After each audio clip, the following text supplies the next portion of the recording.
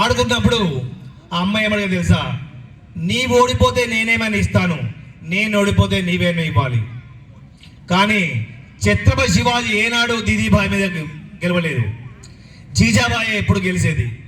గెలిచి ఏమడిగేది తెలుసా, నాయన అక్కడ కనబడుతుంది, ఆ లైట్ దగ్గర దేశం కనబడుతుంది, ఆ రాజ్యాన్ని గెలుచుకరా. గణేష్ గారు అన్నారట శివాజీ గారు ఏమని, అమ్మా ఆ రాజ్యంలో లక్షలాది సైనికులు ఉన్నారు, మన దగ్గర 1000 మంది ఉన్నారు, ఎలాగమ్మా గెలవడం. అవునా నాయన, పర్వాలేదు, నీవు ఇక్కడ కూర్చో అమ్మవారి దగ్గర, నేను కొన్ని గాజులు అమ్మవారు ఇస్తాను, మీకు గాజులు వేసుకో, నేను యుద్ధానికి వెళ్తానంట.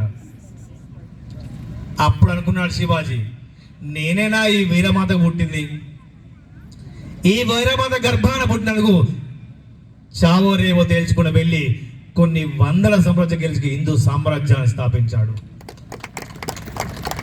అలాంటి వీరుని మరి ఎవరు తయారు చేశారు? ఒక సాధారణ ఒక తల్లి తయారు చేసింది.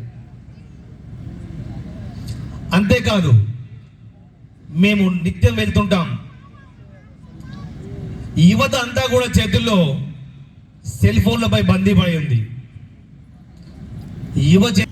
వారు భారతదేశం తరపున చికాగో ప్రసంగం వెళ్ళినప్పుడు వివేకానందుడు ఎలా ఉన్నారు తెలుసా, అజానుబాహుడు, అందగాడు. ఆ ఇటలీ చికాగో సాంప్రదాయం ప్రకారము వారికి ఒక బహుమతిని పంపారు రాత్రి. ఏం బహుమతి తెలుసా, ఒక రూమ్ ఏర్పాటు చేసి ఒక అందమైన అమ్మాయిని ఆ రూమ్కో పంపారంట. ఏం చేశారు, ఒక అందమైన అమ్మాయిని పంపారు. స్వామి వివేకానంద సంధ్యావందనం పూర్తి చేసుకొని వెళ్ళి ఒక రూమ్లో అందమైన అమ్మాయి ఉంది.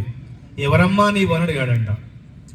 స్వామి, మా దేశ ఆచార ప్రకారము మీకోసం నేను నియమించబడ్డా, నన్ను ఈరోజు